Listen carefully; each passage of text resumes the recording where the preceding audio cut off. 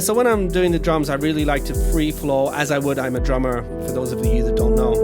So I just sort of try to do this long arc, you know, anywhere from 8 to 16, maybe even 32 bars, to make it feel as natural as possible, because we have those electronic drums going, and the live drums over top really sort of makes it a little more organic.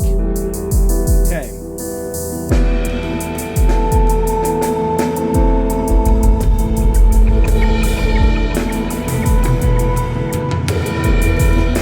I'm just going to start recording in a minute.